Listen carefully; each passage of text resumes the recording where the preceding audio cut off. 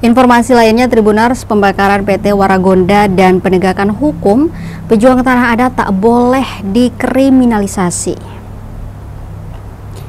Kembali lagi, masyarakat adat Negeri Haya, Maluku Tengah dan Komite Aksi Kamisan Ambon menggelar aksi solidaritas di depan Pengadilan Negeri Ambon, Kamis 7 Agustus 2025. Aksi ini bertepatan dengan sidang agenda eksepsi oleh terdakwa Satria Ardi Tuahan selaku Kepala Pemuda Negeri Haya. Tuahan tengah menjalani proses hukum atas tuduhan provokasi dalam insiden pembakaran fasilitas milik PT Waragonda Minerals Pratama di Negeri Haya. Bersama Sahin Mahulau, Satria disebut sebagai korban dugaan kriminalisasi terhadap masyarakat adat yang mempertahankan hak atas ruang hidup dan lingkungannya. Aksi mereka berlangsung sekira pukul 2 siang waktu Indonesia Timur. Dengan poster dan berbagai pamflet, mereka berjalan dengan titik start dari Jalan Slamet Riyadi, tepat di kawasan Gong Perdamaian, menuju Jalan Sultan Hairun, menuju Jalan Samratulangi, belok ke Jalan AM Sangaji, dan terus ke Jalan Ayupati, berakhir di Jalan Sultan Hairun, tepat pada Pengadilan Negeri Ambon. Mereka juga membuat bentuk sasi adat, simbol yang pernah dirusaki oknum PT Waragonda Minerals Pratama di Negeri Haya pada Februari lalu. Tindakan tersebut yang disebut-sebut memunculkan amarah dan reaksi dari warga setempat untuk merusak sekaligus membakar fasilitas PT Waragonda Minerals Pratama. Tulisan-tulisan seperti hentikan kriminalisasi masyarakat adat, penjaga ruang hidup, dan bebaskan 2 pemuda masyarakat adat Haya menjadi sorotan utama dalam aksi tersebut.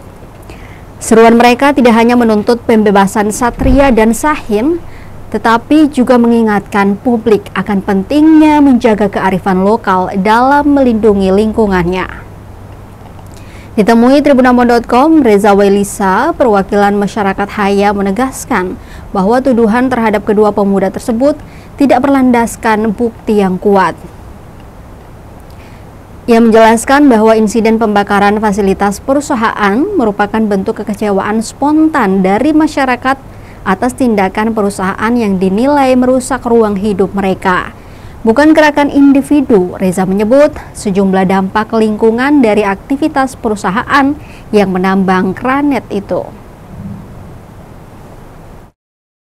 Abrasi, longsor di daerah pemakaman, hingga rusaknya perkebunan warga.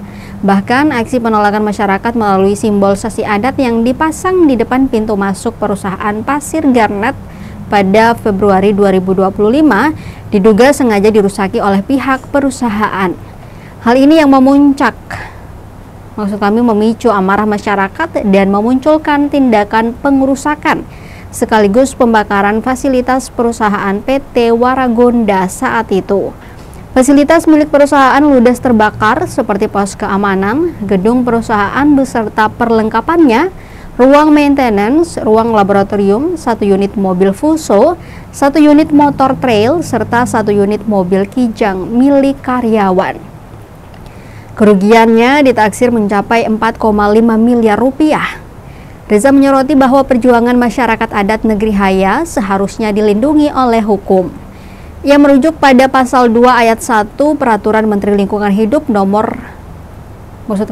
dan Kehutanan nomor 10 tahun 2024 yang menyatakan bahwa siapapun yang memperjuangkan lingkungan hidup tidak dapat dipidana atau digugat secara perdata. Aksi damai yang berlangsung kurang lebih 2 jam itu ditutup dengan harapan besar agar hakim dapat mempertimbangkan fakta-fakta yang ada dan memberikan putusan yang adil bagi 2 pemuda Negeri Haya, Maluku Tengah. Sebab bagi mereka, perjuangan menjaga alam dan ruang hidup bukanlah sebuah kejahatan, melainkan panggilan hati yang diwariskan secara turun-temurun. Untuk diketahui, Tribuners, Satria Ardi Tuahan alias Ardi pada Kamis 24 Juli 2025 telah mengikuti sidang pembacaan dakwaan oleh Jaksa Rian Jose Lopulalan dan Fitria Tuahuns. Dalam dakwaan, mereka diproses karena mereka yang menyuruh melakukan dan yang turut serta melakukan di muka umum dengan lisan atau tulisan menghasut supaya melakukan perbuatan pidana, melakukan kekerasan terhadap penguasaan umum, atau tidak menuruti bukti ketentuan undang-undang maupun perintah jabatan yang diberikan berdasarkan ketentuan undang-undang.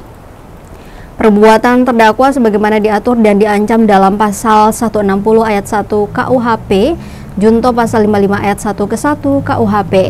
Tepat di hari ini melalui kuasa hukumnya yakni Fadli Pane, Subhana Makule, dan Dendi Yulianto telah memasuki nota pembelaan. Pekan depan akan dilanjutkan dengan tanggapan jaksa penuntut umum.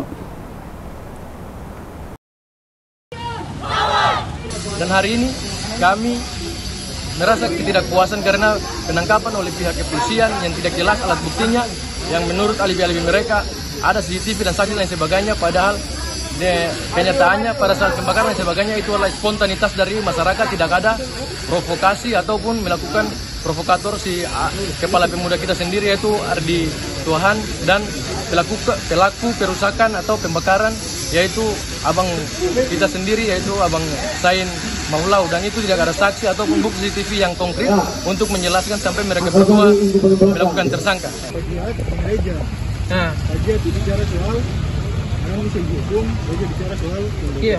Download Tribun X sekarang, menghadirkan lokal menjadi Indonesia.